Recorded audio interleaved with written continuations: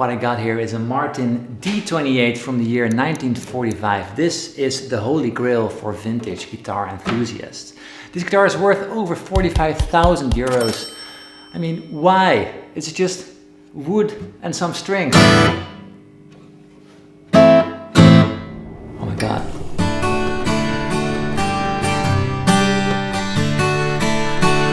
Vintage. The word has never been more popular. Smack it in front of basically anything and it's suddenly worth 10 times more. What makes a guitar vintage instead of just being old? Who are the folks that buy these ridiculously expensive guitars? And are vintage guitars really that much better? Whew, that is a long drive, so I finally arrived at the Fellowship of Acoustics. To me, the home and the heart of the vintage guitar scene in Holland and probably even Europe. Here we are.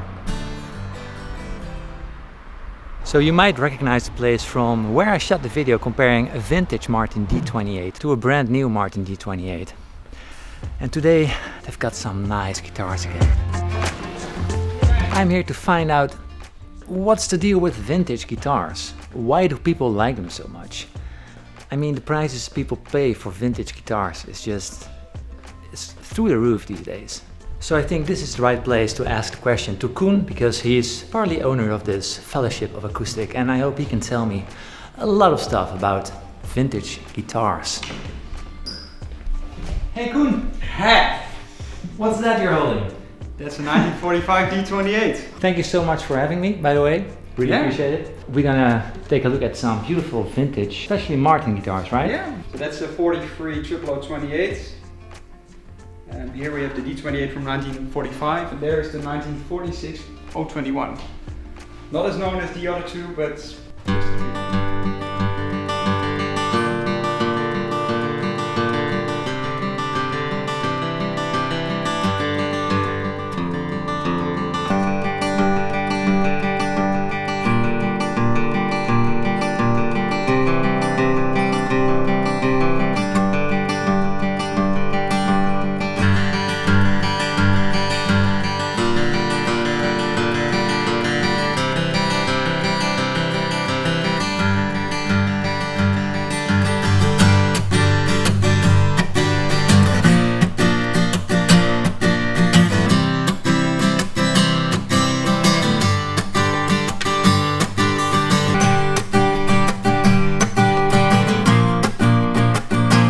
So what is a guitar actually? Can you tell me a little bit about this? So this is a 1945 D28, all original condition, and this is the holy grail for the bluegrass guitarist. It has a rich, open, full, warm sound.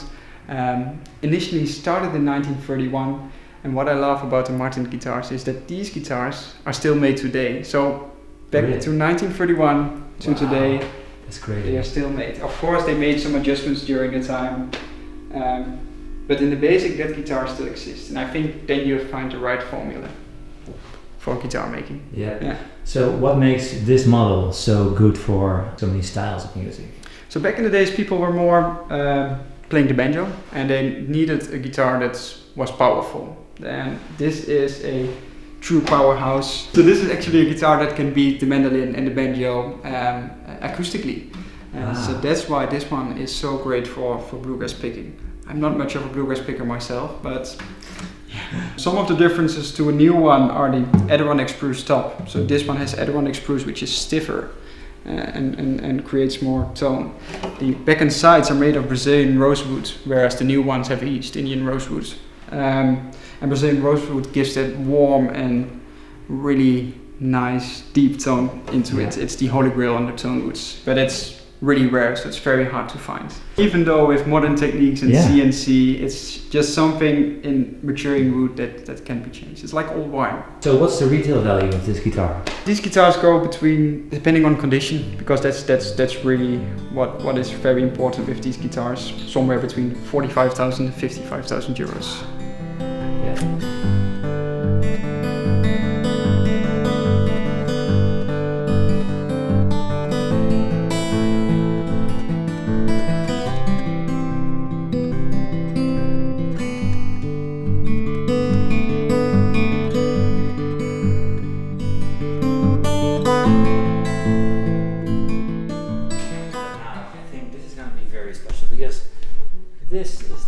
Curacao King. And I just played it and my heart broke a little bit. So let's see if it happens again.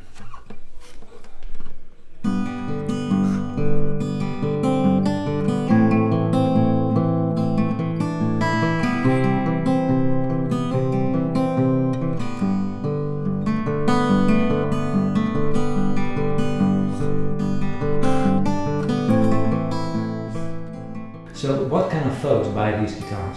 Usually musicians buy a player version of this one, for instance, one with a refin and some modifications that have been added later on.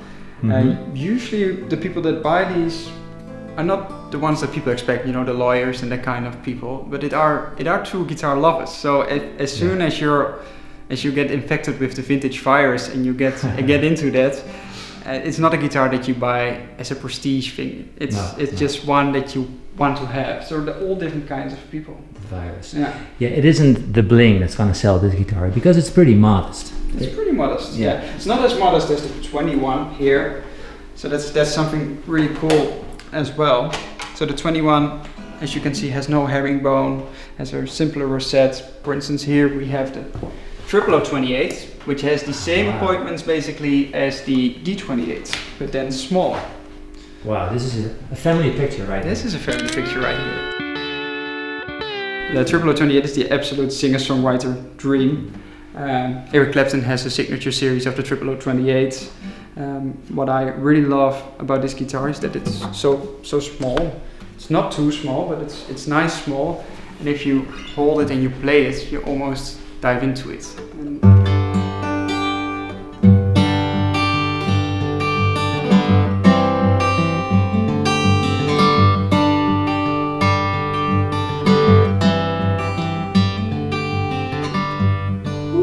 Beautiful. So it's not as much a powerhouse as the D28 is. The balance is incredible. It's so mellow and the tone separation is so nice.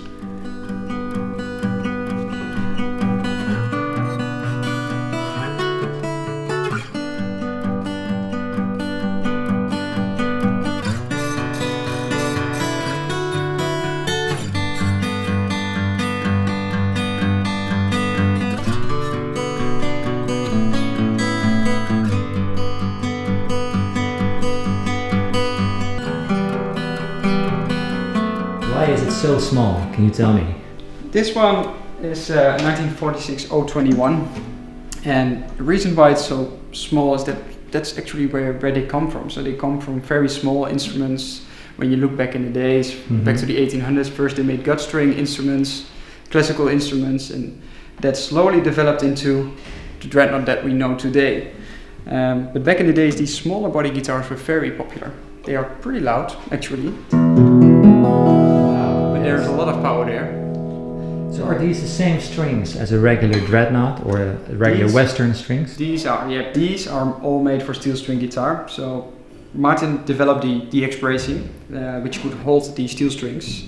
Before that, people only used gut strings, so much lighter, less tension and less sound. So as soon as Martin developed that X brace, they can put higher tension strings on them, make more power, which back then was very interesting because the crowds were getting bigger and they needed to beat the mandolin and the banjo and all these kind of instruments. So it used to be louder is better. It used to be louder is better, yeah, because there was no way to amplify your guitar like we know today. Yeah. So that's why the dreadnought is king. Yeah, it's fun. The name dreadnought comes from a old English battleship. And I think if you literally translate it, means fear nothing or something. Can you just give us all some tips, some things we need to look for when looking for a vintage instrument? Sure, yeah. So when it comes to vintage instruments, and it doesn't really matter if it's one in grade like this or one from the 60s or 70s, which is really cool too. Where you need to look at with a Martin, for instance, because we're speaking about Martins now, does she need a neck reset? So is there still enough saddle left and is the playability okay? Because that is something that is quite costly, and of course every Martin needs it every 30, 40 years, but that's something to look at. Also check the finish, and one really cool trick that works is UV light of course, but also use your senses. So does it smell old? Yeah, and if it smells old, it has that certain smell. So if you've smelled a few, you know what the smell is. Really? Yeah, so, and that's important too. And that's for the rest, have it checked with your local luthier. See if there is anything that you cannot see with the blind eye that can cause trouble. So here's a fun experiment.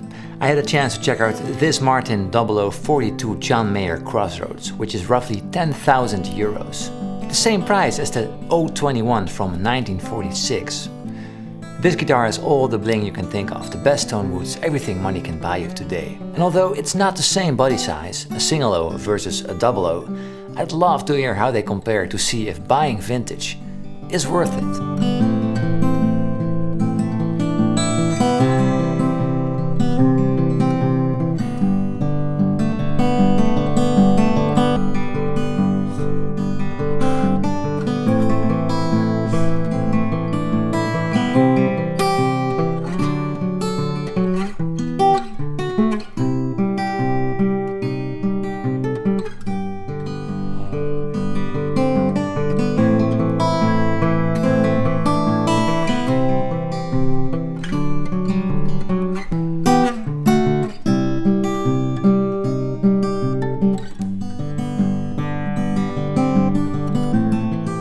Last question.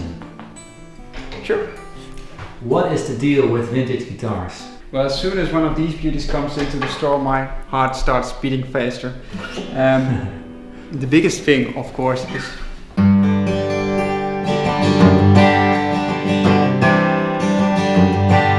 it's the tone, right?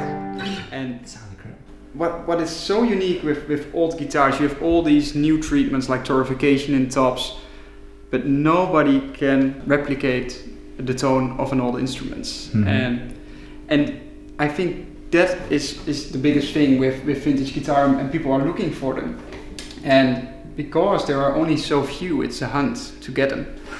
And so every time one pops up, it feels like a trophy that you get. Because they are so rare, they are incredibly good investments as well. So the prices are so high, but if you see what they costed initially and what a D28 costs today, it's a very stable price increase. So instead of having a painting on your wall, you can also have that beauty on the wall, right? So that's a very good point. Yeah. I'm gonna tell that to my wife actually. Why not just look at a guitar all the time? It's a piece of art. It's a piece of art. It's beautiful. And it sounds great too. Yeah. All right, thank you so much, Koen. Cool, thank you. It's been great at the Fellowship of Acoustic in Dedemsvaart in Holland. Thanks. Anyway, thank you so much and all the great insights. And maybe I'll be back soon. So I know that D28 from 1945 is the most sought after, the most vintage, the most rare guitar, the most expensive. But for me, the most valuable is actually this Martin 021. When I play it, it touches my soul.